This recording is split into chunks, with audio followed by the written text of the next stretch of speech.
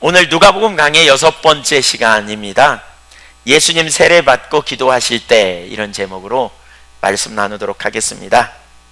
첫째, 하나님의 의를 이루기 위해 세례 받으시는 예수님. 오늘 3장 21절에 보면 백성이 다 세례를 받을새 예수도 세례를 받으시고 기도하실 때 하늘이 열리며, 이렇게 말씀하고 있죠. 예수님이 세례를 받으신 것은 깊은 의미를 함축하고 있습니다.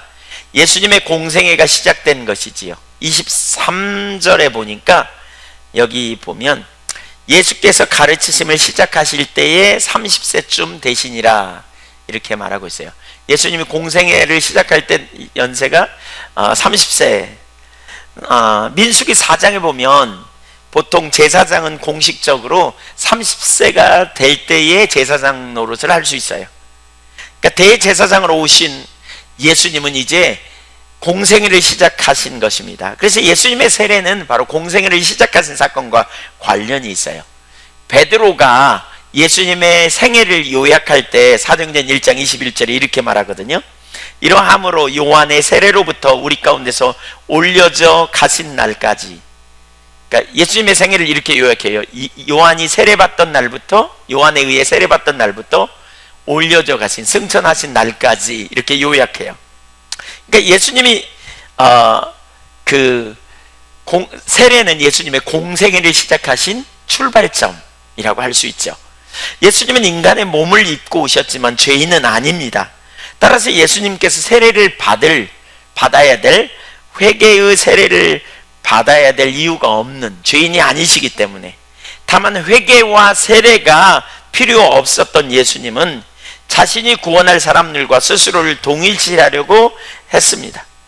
세례는 죄인이 회개함으로 예수님과 연합하여 예수님과 함께 죽고 예수님과 함께 장사되고 부활하심을 의미해요. 그러니까 누가복음에 보면, 그러니까 로마서 6장에 보면 세례는 예수님이, 그러니까 우리가 예수님과 함께 십자가에 달려 죽고 장사되고 부활하심을 의미한다, 이렇게 말하고 있죠. 그래서 예수님의 지금 세례 받으심은 바로 죄인을 구원하기 위해 오신 그 예수님의 사역을 예표하는 사건으로 우리가 볼 수 있습니다. 그러니까 마태복음에 보면 예수님의 세례를 좀 더 자세히 표현하고 있습니다. 예수님이 처음에 세례를 받으러 올 때 세례 요한은 금방 알았어요. 그래서 그렇게 말해요. 예수님께 제가 세례를 받아야 되는데 예수님이 제가 예수님께 세례를 베풀다니요, 말도 안 돼요, 이렇게 말하죠. 마태복음 3장 13절 14절을 같이 한번 읽어볼까요? 시작. 이때에 예수께서 갈릴리로부터 요단강에 이르러 요한에게 세례를 받으려 하시니 요한이 말려 이르되 내가 당신에게서 세례를 받아야 할 터인데 당신이 내게로 오시나이까. 그러자 예수님이 자신이 세례를 받음으로 모든 의를 이루는 것이 합당하다, 이렇게 세례 받아야 될 이유를 설명하거든요. 15절 시작.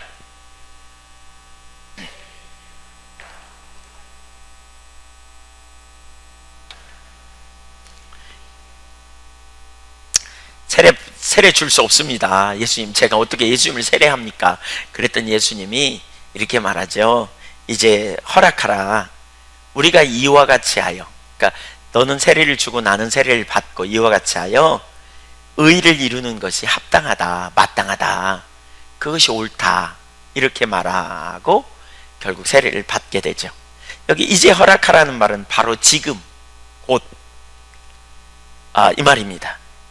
그러니까 지금이 바로 세례를 네가 베풀고 나는 세례를 받아야 될 때야, 이 말입니다. 그러면서 그렇게 함으로 뭐라?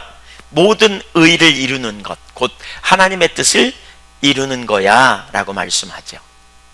그러니까 누가복음 12장 50절을 보면 예수님이 이렇게 말씀하세요. 나는 받을 세례가 있으니 그것이 이루어지기까지 나의 답답함이 어떠하겠느냐. 곧 예수님은 십자가의 대속의 사건을 이루시기 위해 오셨고 지금 세례는 그것을 위한 예표가 된다는 것을 말씀하신 것입니다.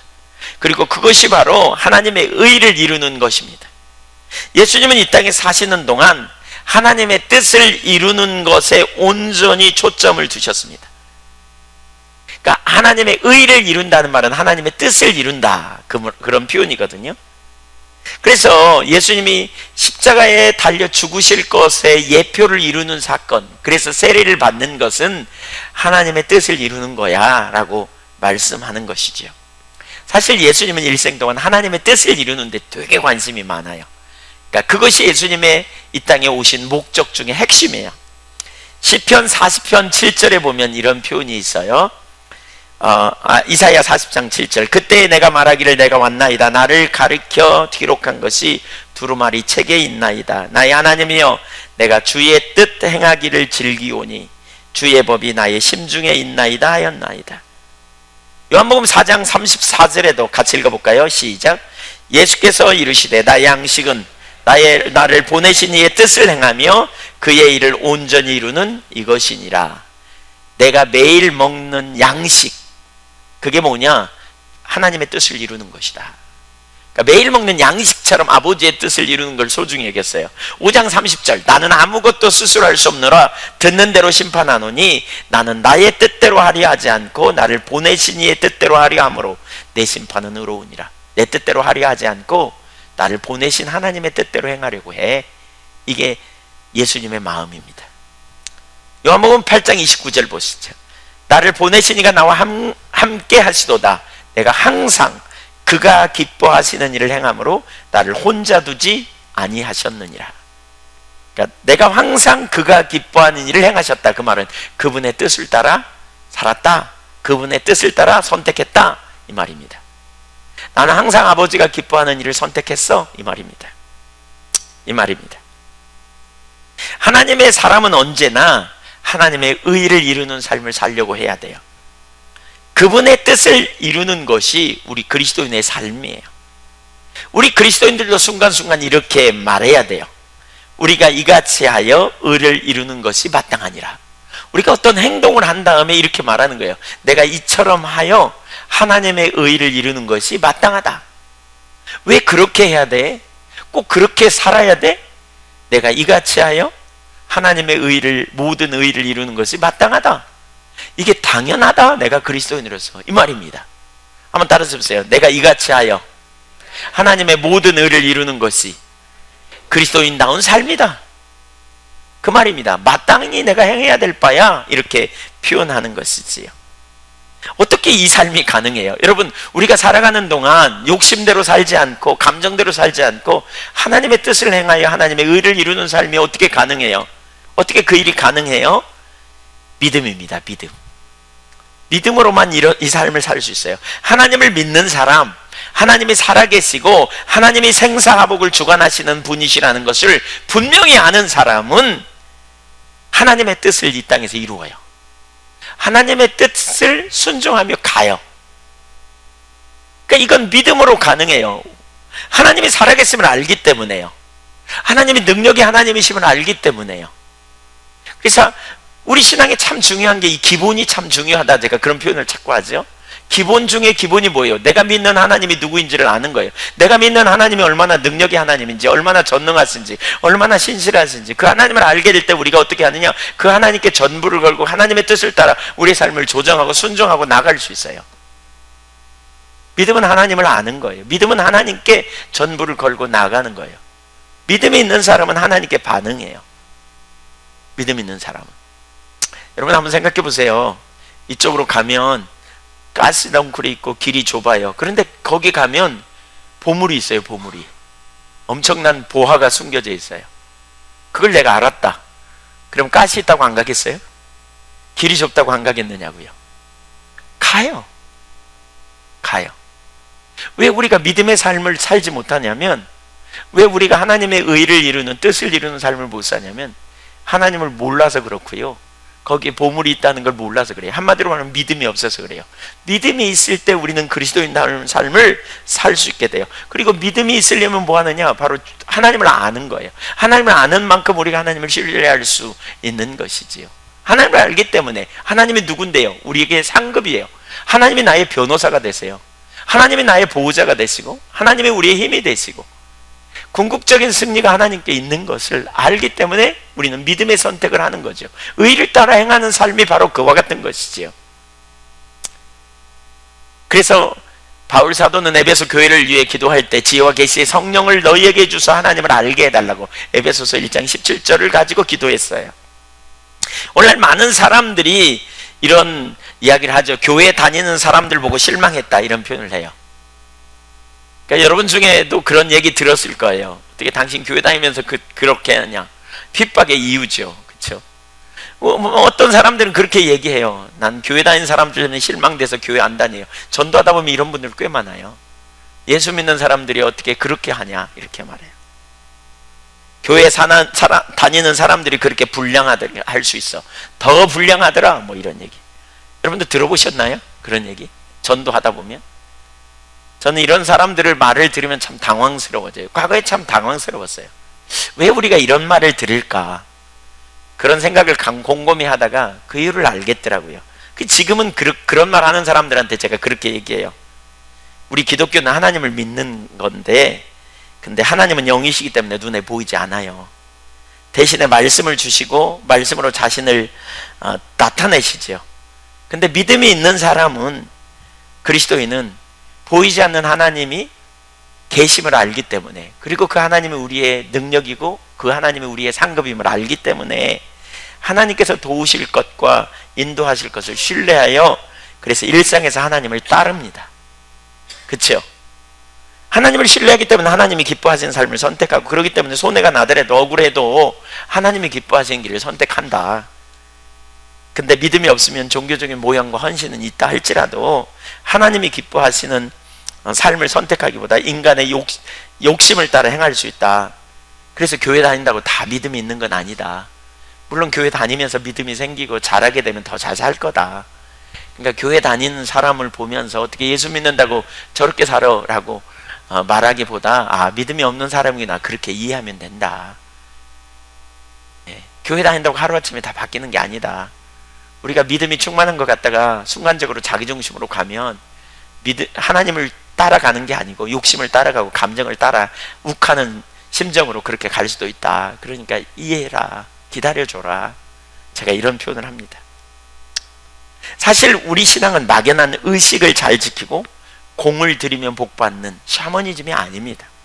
우리 신앙은 인격체이신 하나님과의 관계고, 하나님은 영이시기 때문에 우리 눈에 보이지 않지만 성령의 조명으로 우리가 인격체 대신 하나님을 알고 그 하나님을 신뢰하는 것이 믿음입니다. 우리 신앙입니다. 그래서 믿음이 있는 사람은 하나님이 살아계시고 하나님은 능력의 하나님을 알기 때문에 그 하나님을 따라 선택하는 것이지요. 눈에 보이는 대로가 아니라 하나님의 기준을 따라 우리의 삶을 선택하고 가는 것이지요. 왜냐하면 하나님 신뢰하기 때문에. 왜냐하면 하나님은 우리의 상급이고 우리의 피난처이고 우리의 위로가 됐음을 알기 때문에. 왜냐하면 그분의 말씀의 진리임을 알기 때문에.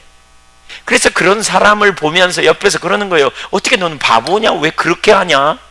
야, 어떻게 그렇게 사냐? 이렇게 말하면 뭐라 그래요? 우리가 이렇게 하여 하나님의 모든 의를 이루는 것이 마땅하니라, 이렇게 말하는 거예요. 믿음이 있는 사람은 그렇게 말해요. 그래서 믿음이 없는 사람이 믿음이 있는 사람을 보면 그렇게 선택하는 게 우스워 보여. 네, 우리 한교회 지체 중에 멀리서 오는 분들도 있어요. 어떻게 그렇게 먼 데까지 시간을 투자해서 그렇게 가냐? 놀러도 못 가고 무슨 재미로 사냐? 뭐 이렇게 알 수 없는 비밀이 있단 말이에요. 거기 믿음이 있는 사람은 그렇게 선택해요. 하나님의 뜻을 이루는 삶이 무엇인 선택해요.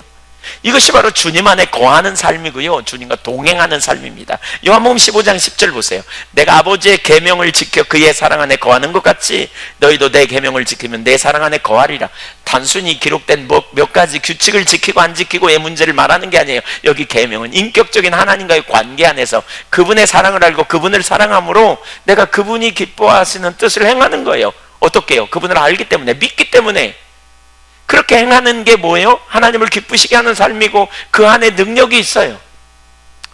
네, 믿음이 없으면 절대 하나님의 기준 가운데 설 수 없어요. 믿음이 없으면 우리 양심에 따라 행하기도 하지만 마음과 육체에 원하는 욕망을 따라 살고, 믿음이 없으면 세상의 법칙을 따라 사는 것이 일반적이지요.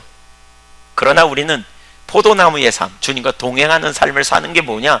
주님을 알고 주님을 신뢰하는 거예요. 그래서 그분이 기뻐하시는 뜻을 따라 우리 삶을 조정해 가는 거죠. 이게 바로 포도나무의 삶이에요. 주님의 사랑 안에 거하는 삶.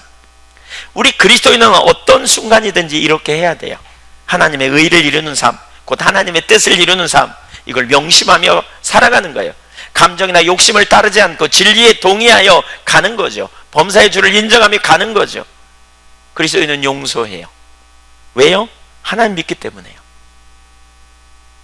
원수에게 원수가 줄이거든 먹을 걸 주어라 그러지 않아요. 아니, 어떻게 그럴 수 있어요? 하나님 살아계시니까요. 하나님이 아시니까요. 용서할 수 있어요. 왜요? 하나님 살아계시니까요. 하나님이 내 머리를 드시는 분이고 하나님이 내 상황을 아시고 의의 최후 승리를 믿으니까요. 정직해야 할 이유가 여기 있어요. 하나님 믿기 때문에요. 하나님 진리세요. 거짓을 미워하세요. 손해가 나더라도 정직하게 선택해 가는 거예요. 그래서 믿음이 세상을 이기는 거예요. 믿음이 있는 자는 세상이 감당치 못할 사람이라고 히브리서 11장에 말하죠. 그런 찬양 있잖아요. 믿음이 이기네, 믿음이 이기네, 주 예수를 믿음이 온 세상 이기네. 온 세상의 법칙이 아니고 주 예수를 믿음으로 주님을 따라가는 주의 종들이 되는 거예요. 교회 다닌다고 다 믿음이 있는 게 아니에요. 하나님은 안 보이기 때문에요.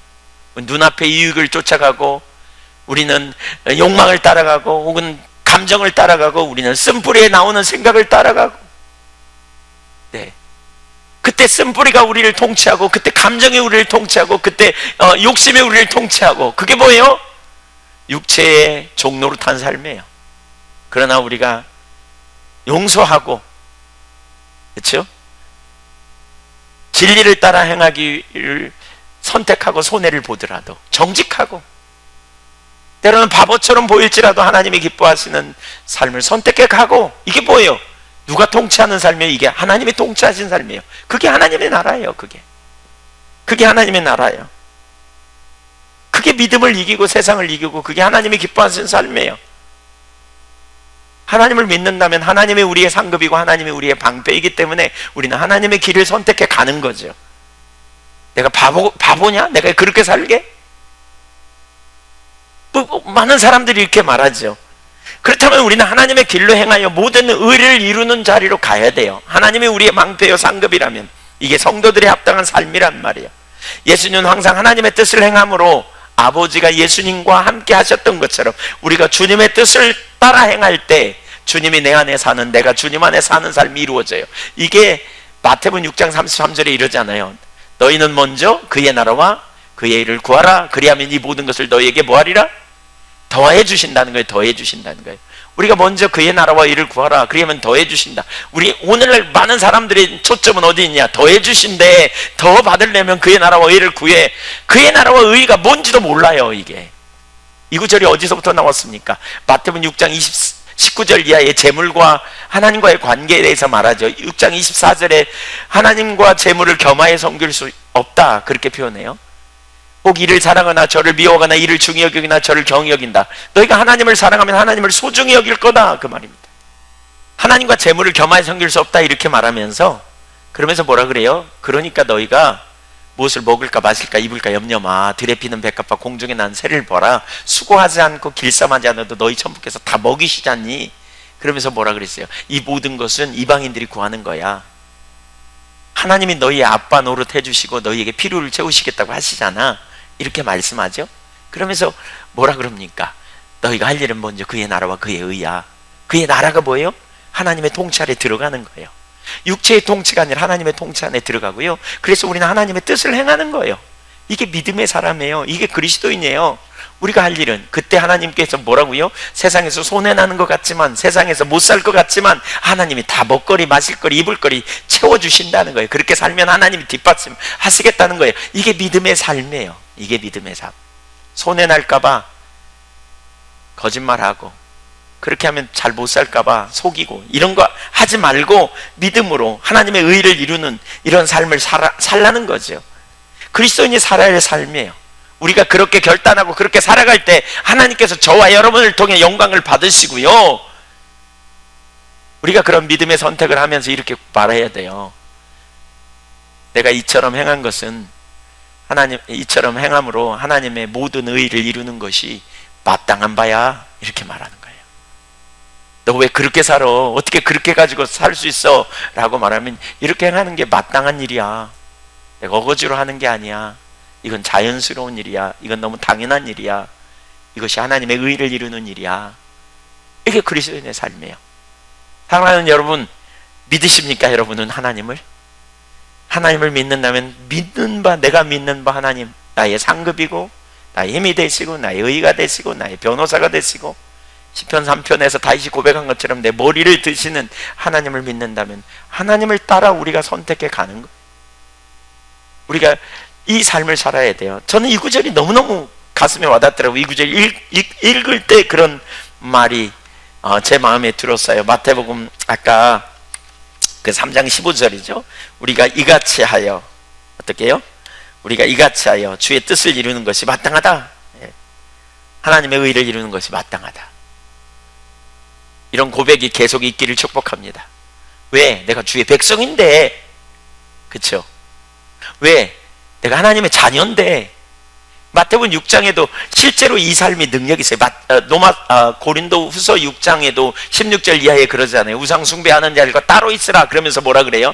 너희가 그들과 따로 있으면 내가 너희를 내게로 영접하여 나는 너희 아버지가 되고 너희는 내 자녀가 되리라 그랬어요. 너희가 내 안에, 내가 너희 안에 아빠 노릇 해주시는 삶. 여러분, 하나님의 의를 이루는 삶, 모든 영역에서. 그래서 하나님께 영광 돌리는 저와 여러분이 되기를 간절히 소원합니다. 두 번째, 기도를 통해 누리는 하늘의 능력. 오늘 이 본문에 중요한 두 가지 주제가 있는데, 하나는 모든 의를 이루는 마땅한 삶이라면, 두 번째로는 기도를 통해 누리는 하나님의 능력. 21절 보세요. 예수님이 세례를 받고 난 이후에 무슨 일이 있었느냐? 세례를 받으시고 기도하실 때에 하늘이 열렸다 그랬어요. 여기 이 본문을 잘 보세요. 언제 성령이 임하셨다고요?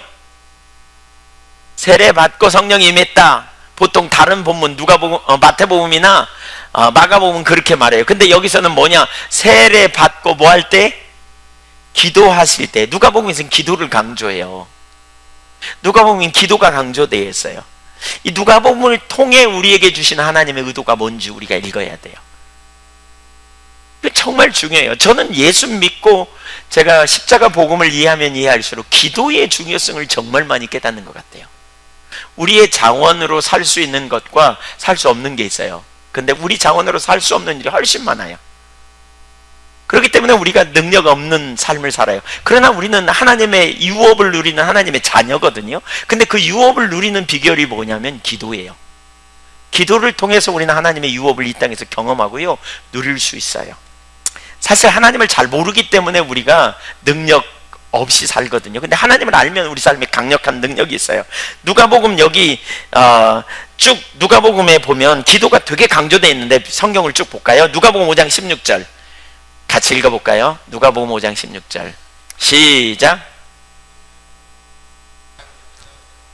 네, 영어 성경에 보니까 often이라는 단어가 있습니다. 자주 그러셨대요. 자주.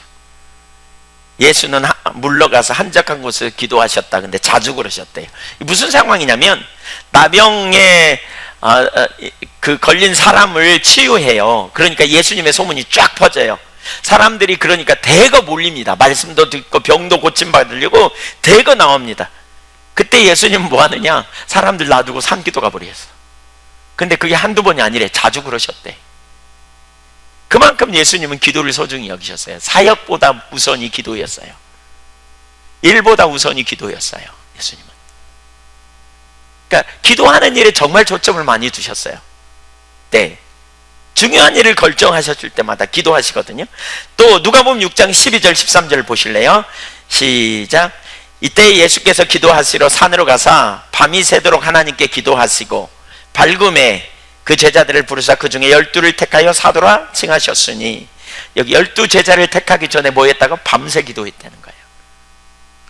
밤새워 기도해서 12 제자를 택하셨어요. 예수님의 정체성에 대해서 물으실 때도 기도하는 중에 제자들에게 물어요. 누가복음 9장 18절, 예수께서 따로 기도하실 때 제자들이 주와 함께 있더니 물어 이르시되 무리가 나를 누구라고 하느냐. 또 9장 28절과 29절 변화산상에서 이 말씀을 하신 후 8일쯤 되어 예수께서 베드로와 요한과 야고보를 데리고 기도하시러 산에 올라가사 기도하실 때에 용모가 변화되고 그 옷이 휘어져 광채가 나더라. 기도하실 때에 was praying, 이런 영어가 was praying이라고 말하고 있어요. 기도하시는 가운데 오셨다는 거예요. 기도하셨던 가운데, 하시던 가운데, 기도를 끝나고 쉬고 있을 때가 아니에요. 기도하는 중에 변화가 되었다. 그래서 was praying이라는 단어가 많이 나와요. 예수님의 기도 중에. 기도하시는 가운데 역사가 일어나요. 기도하시는 가운데. 누가복음 11장 1절에도 기도를 가르치실 때에 그 기도하시는 가운데 제자들이 기도를 가르쳐 달라 그러죠. 예수께서 한 곳에서 기도하시고 마치심에 제자 중 하나가 여짜오되 주의 요한이 자기 제자들에게 기도를 마치신 것 같이 우리에도 기도를 가르쳐 주십시오. 22장 39절도 읽어볼까요? 시작.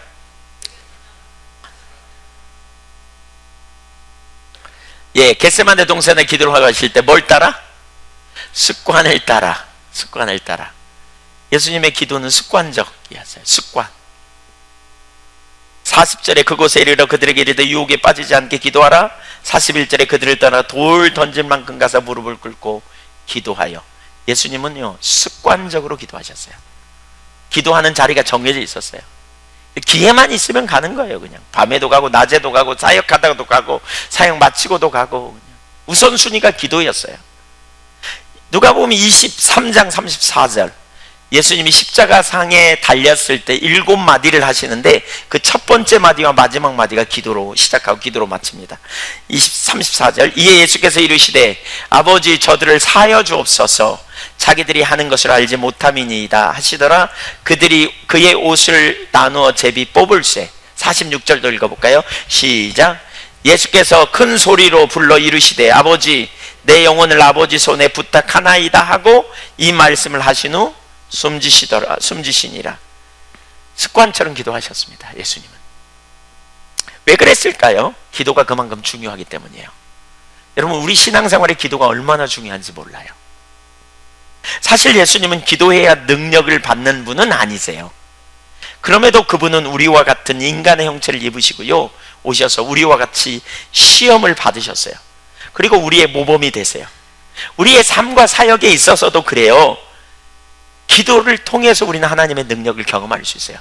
그러니까 보세요, 우리가 기도해야 뭐가 되는 건 아니에요. 하나님이 주시고자 할 때는 기도 없이도 주실 수 있어요. 근데 성경은요 하나님께서 어떤 통로를 통해서 우리에게 은혜를 주세요. 예를 들면 구약성경에 이스라엘 백성들과 언약을 맺으면서 하나님 뭐라 그랬어요? 성소에서 제사를 드리라. 거기서 내가 너희와 만날 거다 그랬어요. 하나님 만나 주시려면 성소 아니고 어디 빈들에서도 만나실 수 있어요. 그런데 예배라는 통로를 통해 만나 주신다는 거예요. 그러니까 우리가 율법주의에 빠지면 예배라는 껍데기를 붙들어요. 본질이 없이 그냥 예배 드렸네? 그러니까 우리가 주님 만난 거겠지? 이렇게 착각해요. 그때 아무 의미가 없어요. 저는 과거에 율법주의적인 신앙이 제게 있었던 것 같아요. 예배당에 와서 기도하는데 정해놓고 2시간은 해야 되는데 기도해도 그냥 기도가 잘 안 돼. 그냥 집중도 안 돼. 하나님이 들으시는지 모르겠어. 근데 어쨌든 2시간은 때워야 되니까 그냥 바꿔보려고 사실 기도했거든요. 근데 엎드려서 그냥 하다가 2시간쯤 끝나고 나면 집에 갈 때는 마음이 뿌듯해요. 기도한 내 모습이 너무 좋은 것 같아. 사실 하나님 편에서 의미가 없어요. 우리가 기도를 아무리 많이 했다 할지라도 하나님 은혜 안 주시면 꽝이에요. 그러나 하나님은 뭐라 그랬어요? 우리가 왜 기도해야 돼요? 기도라는 통로를 통해서 우리를 만나주시고 우리에게 은혜를 부어주세요. 그러니까 우리가 기도하는 일을 소홀히 해서는 안 돼. 기도하려고 해야 돼요. 하나님을 찾는 자리에 적극적으로 믿음으로 반응하면 나가야 돼요. 아멘? 네, 아멘 안 하시니까 저라도 아멘 해야지. 우리가 예수님처럼 회개하고요 세례를 받았어요. 사실 회개가 뭐라 그랬어요? 회개하고 복음을 믿으라. 지난번에 우리 살폈죠. 회개가 뭐예요? 회개는 내가 철저한 죄인임을 인식하고 내 안에서 그 죄의 문제를 해결할 수 없다는 사실을, 일생을 투자해도 해결할 수 없다는 사실을 인식하고, 그래서 오직 하나님의 긍휼만을 구하며 나가는, 이게 회개의 단계라 그랬잖아요. 그리고 이 회개할 때 비로소 우리는 하나님의 아들 예수 그리스도를 믿음으로 말미암아 이제 그 구원에 이르는 거잖아요. 여기 예수님이 세례를 받으신 이후에 성령께서 임하셨잖아요. 성령 세례를 받았잖아요. 저와 여러분도 동일한 일이 일어났어요. 우리가 예수 믿으면 성령님께서 우리를 성전 삼고 우리 안에 내주하세요. 근데 그 성령의 인도하심을 받고 성령의 능력으로 사는 삶이 되기 위해서는 기도가 정말 중요해요. 기도를 통해서 하나님을 찾을 때에 우리가 그리스도인으로서 능력 있는 삶을 살 수 있다는 거예요. 친밀한 교제의 삶도 여기서 가능해요. 그러니까 우리 신앙을 이론으로 머무느냐, 실제적으로 강력한 능력 있는 삶을 사느냐의 중요한 전환점 중에 하나가 기도예요. 오늘 본문을 보세요. 예수님이 세례를 받으신 후에 기도하실 때 무슨 일이 일어났는지 세 가지 일이 일어났어요. 3장 21절 후반부부터 보겠습니다. 기도하실 때에 무슨 일이 일어났어요? 하늘이 열렸어요. 하늘이 열렸어요. 이게 첫 번째예요. 기도하실 때 하늘이 열렸어요. 두 번째, 성령이 비둘기 같은 형체로 그 위에 강림하시더라 그랬어요. 세 번째, 하늘로부터 소리가 나기를 너는 내 사랑하는 아들이라 내가 너를 기뻐하노라 하시니라. 하늘이 열리고요, 성령님이 임하시고요, 하나님의 음성을 듣는 거죠. 그리스도 안에서 우리의 정체성이 뭔지, 우리가 어떻게 사는 것이 온전한 것인지 하늘이 열리면서 하나님의 의도와 하나님의 뜻이 우리 가운데 깨달아지는 이런 놀라운 역사가 나타나는 거예요. 기도를 통해서 이런 일이 우리 가운데 일어나요. 기도를 통해서. 세 가지를 간단히 좀 살펴보면, 첫째, 하늘이 열렸다. 하늘이 열렸다. 하늘이 열렸다는 말은 성경에 꽤 자주 나오더라고요. 하늘이 열렸다는 말은 수동태예요. 그러니까 저절로 열렸다고 생각해서는 안 돼요. 그러니까 그렇다고 수동태라는 말은 열어주신 거예요. 그러니까 하늘이 열려졌어요. 근데 저절로 열렸다고 생각해서는 안 돼요. 예수님이 우리의 기도를 들으시고 예수님의 기도를 들으시고 하나님께서 스스로 하늘을 열어 보여주신 거다, 이런 의미예요. 왜요? 환상을 보여주시고 또 하나님의 능력을 나타내시기 위해 열으신 거예요. 예를 들면 이런 거죠. 한 예를 볼 수 있는데, 스데반의 예를 볼 수 있어요. 스데반이 복음을 전하다가 사람들에게 핍박을 받기 시작하거든요. 그때 하나님이 스데반의 환상을 열어줘요. 그러니까 하늘이 열렸다, 이런 표현을 해요. 누가복음 사도행전 7장 55절 같이 읽어볼까요? 시작. 스데반이 성령 충만하여 하늘을 우러러 주목하여 하나님의 영광과 및 예수께서 하나님 우편에 서신 것을 보고 말하되, 보라, 하늘이 열리고 인자가 하나님 우편에 서신 것을 보노라 한대. 바울 사도가 평상시에 하늘을 보는데 거기 뭐 구름만 있지, 또는 파란 하늘만 보이지 잘 안 보여서. 근데 그날 하늘이 열렸다는 거예요. 예수님이 하나님 보좌 우편에서 일어서신 이걸 본 거예요. 그 과정 중에 예수님께서 기도하시고 놀라운, 그러니까 바울 사도가 놀라운 역사를 체험한 거죠. 핍박당하는 스데반을 향해 자신을 보면서 일어서시는 예수님을 바라봤던 거예요. 그 스데반은 특별한 체험이죠. 그러니까 이러한 체험이 그의 삶에 놀라운 전환을 일어나요. 그가 그 다음에 이렇게 말합니다. 자기를 핍박하는 자들을 위해 예수님과 똑같이 기도합니다. 아버지여, 저들이 하는 일을 알지 못합니다. 저들을 용서해 주십시오. 어떻게 그렇게 기도할 수 있을까요? 하늘의 보좌의 우편에서 핍박당하는 당신의 종을 바라보고 기다리시는, 함께 하시는, 위로하시는 하나님을 만난 거죠. 그렇게 되니까 어떻게 해요? 담대함이 있어요. 예수님처럼 기도할 수 있었어요. 하나님의 뜻을 이루는 이 삶을 살 수 있었던 것이지요. 우리 신앙에도 바로 이런 일이 있어야 돼요. 하늘이 열리는 역사가 있어야 돼요. 신앙생활하면서 하늘이 열리는 역사가 있기를 경험해야 돼요. 하나님의 영광을 볼 수 있어야 돼요. 곧 하나님의 성품을 성령의 조명으로 인식되는 일이 일어나야 돼요. 그러면 어떻게 됩니까? 믿음을 가져요. 믿음을 가져요. 교회를 오래 다녔지만 하늘이 열리는 경험이 없으면 그냥 지식으로 아는 정도 끝나요. 하나님을 하나님을 만나면요, 우리 삶이 달라져요. 하나님은 능력의 하나님이구나. 그래서 앞에서 우리가 나눈 것처럼 이렇게 행함으로 모든 의를 이루는 것이 마땅하다, 이렇게 말할 수 있는 자리로 갈 수 있어요. 주님 만나는 일이 일어나야 돼요. 눈이 열려야 돼요. 하나님을 알게 될 때 하나님을 믿음으로 신뢰하고요, 하나님의 목적을 알게 될 때 하나님의 일에 자신의 삶을 헌신할 수 있고요, 하나님의 길을 알 때 우리가 하나님이 기뻐하시는 삶으로 우리 삶이 전환되는 놀라운 역사가 일어나요. 제가 이번에 대만에 가서 집회하는데 정말 하나님이 참 함께 하셨어요. 아주 좋은 시간 있어요. 시간 하나님 구체적으로 인도하셨어요.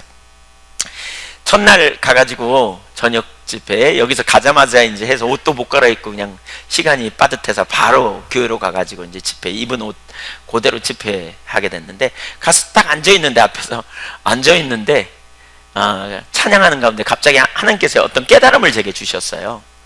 누가복음, 우리 지난번에 살폈죠. 3장의 앞부분에 이런 표현이 있잖아요. 너희가 아브라함의 자손이라고 자부심 갖지 말라.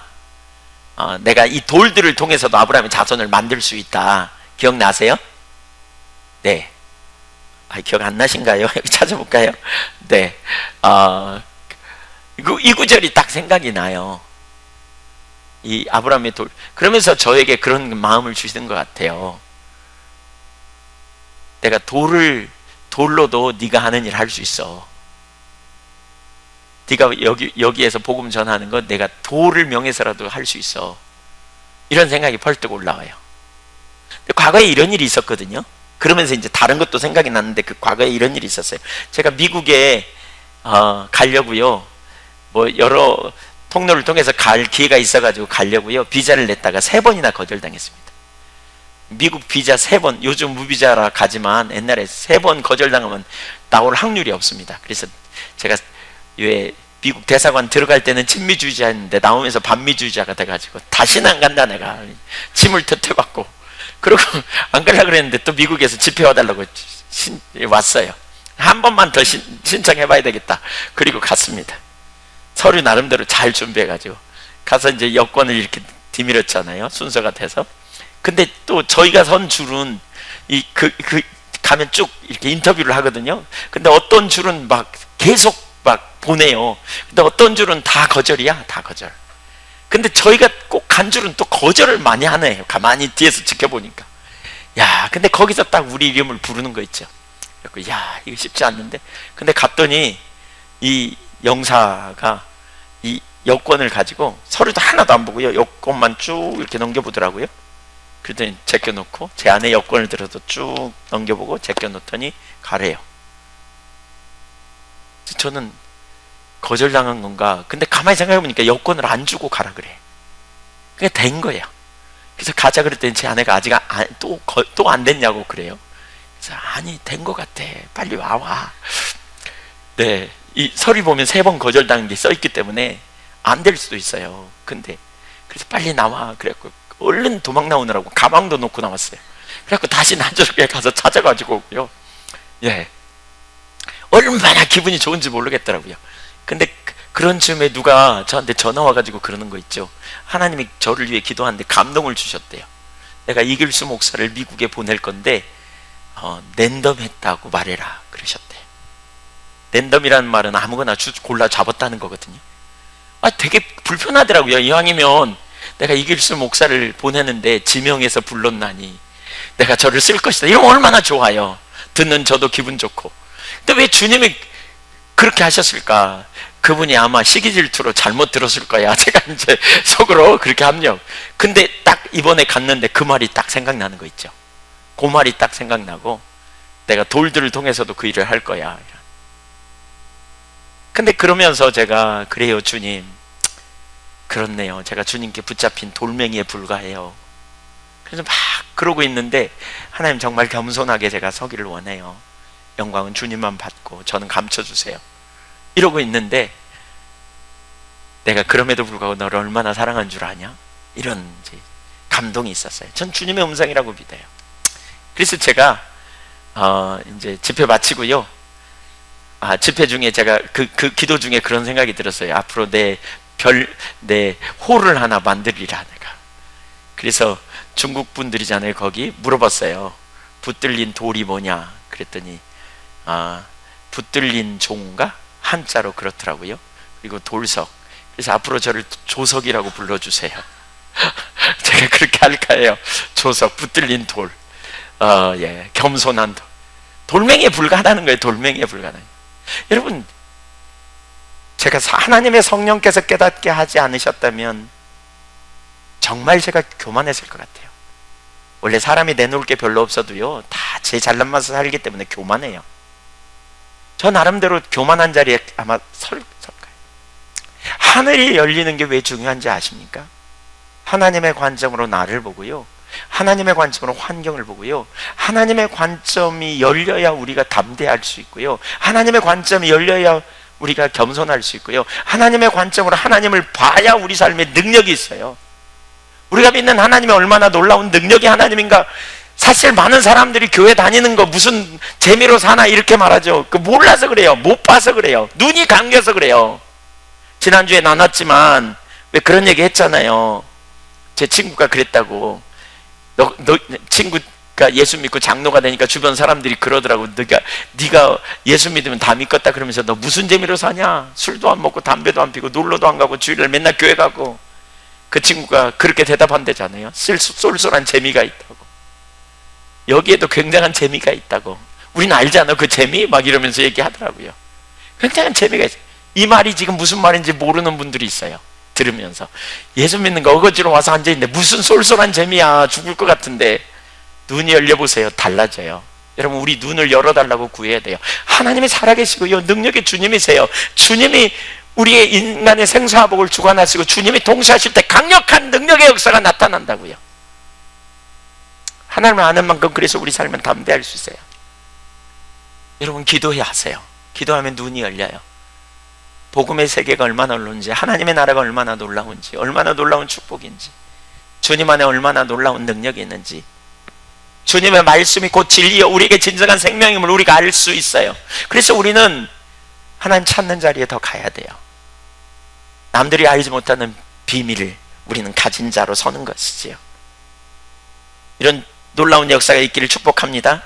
두 번째, 성령이 비둘기같이 예수님이 강림하셨다 이렇게 말하고 있어요.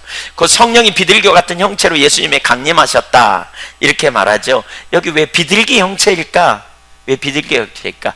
그래서 여기서 나오는 비둘기라는 말은 피존이라는 말이거든요. 아니, 피존이 아니고 도부거든요. 비둘기를 말할 때 두 단어로 말해. 영어 단어는 피존은 집비둘기, 예, 집비둘기. 여기 뭐 우리 길거리에 막 다니는 비둘기 그거죠. 그거는 웬만큼 쫓아도 잘 안 쫓아요. 쫓아도 이만큼 가고요. 근데 도부는 산비둘기예요. 아주 민감해요. 예수님 위에 성령께서 도부처럼 임했다. 그 말은 아주 민감해요. 여러분, 성령님은 민감하세요. 성령님은 아주 민감해요. 우리가 죄짓고 우리가 적당히 살아도요, 이렇게 언제나 우리와 함께 내주하시지만 성령께서 강력한 능력으로 우리 가운데 역사하시는 일, 인도하심 받는 일이 쉽지 않아요. 또 비둘기처럼 임했다는 말에는 그런 의미도 이해할 수 있어요. 비둘기는 제물이었거든요. 예수님이 제물로 바쳐질 것에 대한 어떤 그런 의미이기도 해요.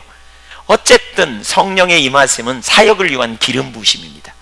예수님이 사역을 감당하도록 하나님의 성령께서 기름 부으심으로 함께 하신 겁니다. 이사야 42장 1절을 보면 내가 붙드는 나의 종, 내 마음에 기뻐하는 자, 곧 내가 나의 택한 사람을 봐라. 내가 나의 영을 그에게 주었은즉 그가 이방의 정의를 베풀리라.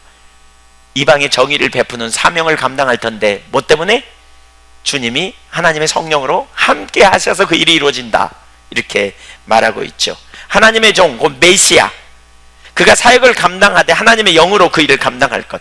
이사야 11장 2절을 또 보세요. 시작. 그의 위에 여호와의 영, 곧 지혜와 총명의 영이요 모략과 재능의 영이요 지식과 여호와를 경외하는 영이 강림하시리니 다윗 계통의 왕, 곧 메시아에게 임할 칠중 성령의 역사를 말합니다. 여호와의 영, 지혜의 영, 총명의 영, 모략의 영, 재능의 영, 지식의 영, 경외하는 영, 7가지 칠중 성령의 역사가 예수님 안에 임하셨어요. 바로 그 일이 이루어진 거예요. 그리고 그 일이 임함으로 말미암아 예수님이 놀라운 사역을 감당할 수 있었던 거예요. 바로 이 일이 예수님의 사역의 원천임을 사도행전 10장은 이렇게 말하고 있어요. 37절 보세요. 곧 요한이 그 세례를 반포한 후에, 여기서도 공생애가 세례부터 시작돼요. 갈릴리에서 시작하여 온 유대에 두루 전파된 그것을 너희도 알거니와. 사역을 감당했다는 거죠. 근데 그 사역을 어떻게 했느냐? 38절, 하나님이 나사렛 예수에게 성령과 능력을 기름 붓듯 하셨으며 그가 두루 다니시며 선한 일을 행하시고 마귀에 눌린 모든 사람을 고치셨으니 이는 하나님이 함께 하셨습니다. 예수님의 사역은 곧 성령의 능력에 의한 사역이었다. 곧 기름 부음으로 그 일을 감당하신 것이다, 이렇게 말하죠. 강력한 능력의 역사로 예수님은 사역을 감당했어요. 눌린 자를 자유케 하고 병자를 치유하고 복음이 전파되는 놀라운 역사를 이룬, 바로 우리에게 이 일이 필요해요. 주님은 우리가 주님의 제자로서 이 땅에 복음의 증인된 삶을 살아야 된다고 말씀해요. 누가복음 24장 47절 이하에 보면 복음이 전파되어야 하리라, 그리고 너희는 그 일의 증인이라, 그리고 뭐라 그러냐? 그렇기 때문에 위로부터 능력이 입혀질 때까지 기다리라 그랬어요. 위로부터 오는 능력이 필요하다는 거예요. 그 능력이 뭡니까? 성령의 나타남입니다. 성령의 임재입니다. 사도행전 1장 4절에 보면 위로부터 오는 능력을 기다리라, 그리고는 8절에 성령이 너희에게 임하시면 너희가 권능을 받고 예루살렘과 온 유대와 사마리아 땅 끝까지를 증인 되리라 그랬어요. 우리는, 저나 여러분은, 우리는요, 우리가 할 수 있는 일과 할 수 없는 일이 분명합니다. 근데 우리가 할 수 있는 일은 그렇게 많지 않습니다. 우리가 할 수 없는 일이 훨씬 많습니다. 성경은 복음이 능력이라 그랬잖아요. 우리 그리스도인은 능력 있는 삶을 살 수 있어요. 근데 어떻게 살아요? 내 능력으로요? 내 자원으로요? 아니에요. 어떻게 살아요? 바로 성령의 능력을 힘입어 살아야 돼요. 그래서 우리에게는 성령이 필요해요. 한계를 경험합니까? 그래서 우리에게는 주님이 필요합니다. 그래서 주님이 오셔야 합니다. 마가복음 9장에 보면 이런 표현이 있죠. 14절 이하에 한 아버지가 자기 아들이 어려서부터 귀신 들렸어요. 어떤 귀신이냐면 간질 귀신이에요. 그래서 물에도 넘어지고 불에도 넘어지고 죽을 뻔한 경험이 되게 많아요. 예수님께 치유받기에 나왔어요. 예수님이 변화산에 올라가 있을 때 제자들을 향해 내 아들을 고쳐달라고 말해요.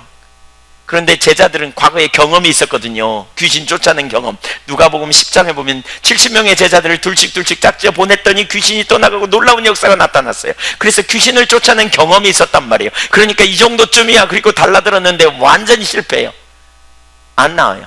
예수님이 내려오셔서 무슨 일이냐고 물을 때 당신의 제자들이 못 고칩지다 그랬더니 믿음이 적은 세대여 내가 어느 때까지 너희를 참겠느냐 이렇게 말하면서 내게로 데려오라 그랬더니 아버지가 할 수 있거든 내 자식을 고쳐주세요.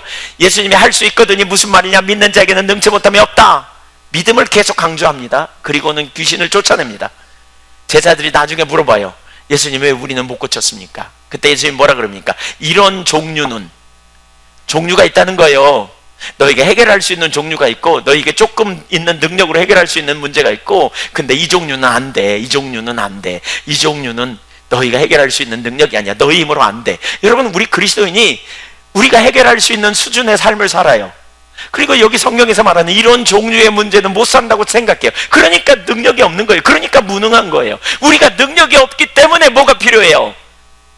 주님이 필요해요.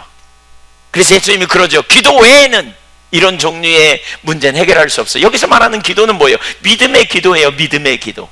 하나님이 우리가 능력이 없을 때 하나님을 찾으면 능력을 부어주시고, 우리가 지혜가 없을 때 주님을 찾으면 주님이 지혜를 부어주시고, 위로부터 오는 능력이 필요함을 주님은 아셨기 때문에 3년 동안 친히 데리고 다니면서 가르쳤던 제자들에게 위로부터 오는 능력이 필요하다고, 그 능력을 기다리라고 이렇게 말씀하신 거예요.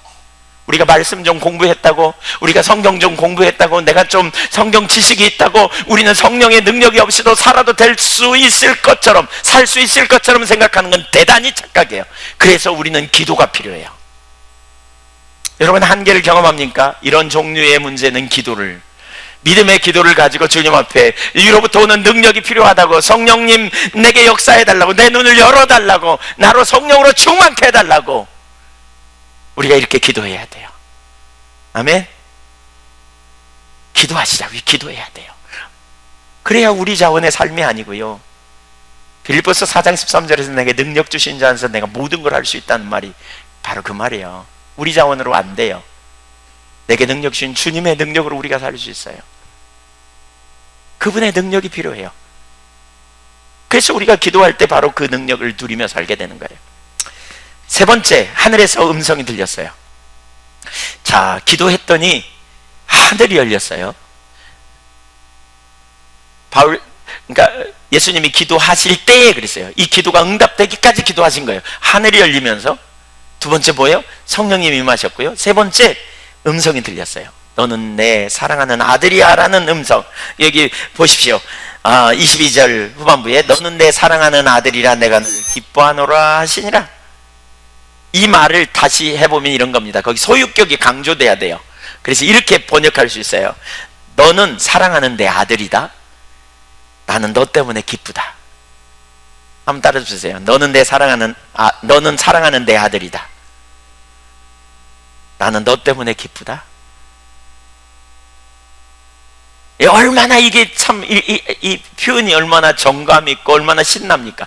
하나님이 그러는 거예요. 내 눈을 쳐다보면서 너는 사랑하는 내 아들이야. 내가 너를 생각하면 너무 기뻐.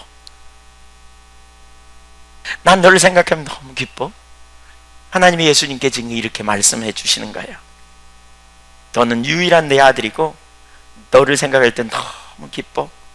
이렇게 표현해요. 이 변화산상에서 예수님 비슷한 말씀을 듣거든요. 하나님이 이렇게 말씀해요. 근데 그때 뭐라 그러냐면 너는 내 사랑하는 아들이야 라고 말하지 않아요.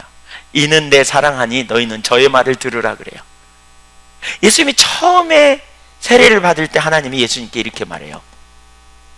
특별히 누가복음에서는 이 말씀은 예수님에게 주시는 거예요. 예수님에게. 다른 사람 들으라고 하지 않아요. 변화산상에서는 베드로, 야고보, 요한에게 듣게 해요. 근데 또 요한복음 12장 28절에서는 예수님이 하늘로부터 오는 음성을 듣는데 그건 다른 사람을 위한 것이라고 말해요. 그러나 여기 누가복음에서는 공생애를 시작하면서 지금 세례받는 그것이 공생애를 시작해요. 그리고 그 세례의 의미가 뭐예요? 죽음이에요. 죽음. 그 세례의 의미가 뭐예요? 고난이에요. 바로 그 순간에 예수님이 내리신 말씀이 뭐냐? 예수님이 듣게 되는 말씀이 뭐냐? 너는 내 거야. 그거예요. 내가 너를 사랑해. 너는 내 사랑하는 아들이야. 너는 사랑하는 내 아들이야. 내가 너로 인해 기뻐. 확신을 갖게 되는 거죠. 분명한 확신을 갖게 돼요. 절대로 두려워하지 마. 절대로 혼돈하지 마. 내가 너를 너무너무 사랑하거든. 이게 믿음의 확신이에요. 이 확신이 필요해요. 이 확신이. 바로 우리에게도 바로 그 확신이 필요해요. 우리가 이 땅에서 능력이 없는 이유가 뭐예요? 이 확신이 없기 때문에 그래요. 하나님의 사랑을 알면 우리가 사실 담대하죠.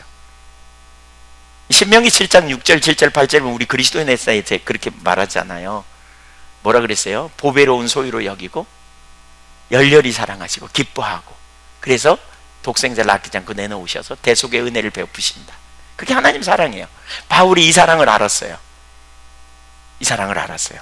우리가 무슨 말 하리요? 만일 하나님이 우리를 위하시면 누가 우리를 대적하리요? 자기 아들을 아끼지 않고 내어주시니까 어찌 아들과 함께 모든 걸 더해주지 않겠느냐? 환난이나 핍박이나 기근이나 유험이나 적신이나 칼이랴 아무것도 우리를 향한 그리스도의 사랑에서 끊을 수 없다. 이 사랑을 알았기 때문에 담대해요. 이 사랑을 알아요. 하늘이 열리고 성령으로 충만하고 이 사랑의 확신 안에 거하면 친밀한 교제가 열리는 거죠. 그때 우리는 담대해요. 세상을 이겨요. 왜 우리가 방황하지 않아요? 주님의 말씀을 알기 때문에 그래요. 사실 이 말씀은 구약에 이미 예언되어 있어요. 시편 2편 7절에 너는 내 아들이야. 왕의 시편이라고 그러는데 너는 내 아들이야 이렇게 말해요. 또 이사야 42장 1절에 내 마음에 기뻐하는 자 곧 내가 택한 사람이라고 말하고 있어요. 특별한 사랑의 관계. 우리에게 이런 주님의 음성이 필요해요. 얼마나 사랑받고 있는지, 얼마나 내가 주님이 기뻐하시는 종인지 이것이 우리 가운데 필요해요. 이 사랑을 알 때 우리는 담대하죠. 담대해요. 어떻게 안다고요? 성경 많이 읽어서요?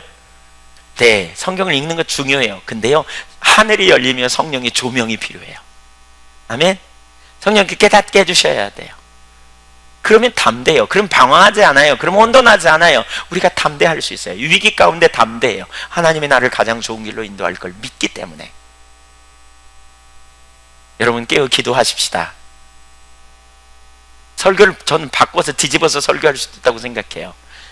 기도하고 기도하는 가운데 하늘이 열리면 우리가 성령으로 충만하고 그리스도 안에서 우리의 정체성을 발견하게 되면 첫 번째, 이렇게 행하는 것이 모든 의를, 이렇게 행하여 모든 의를, 하나님의 의를 이루는 것이 당연하지.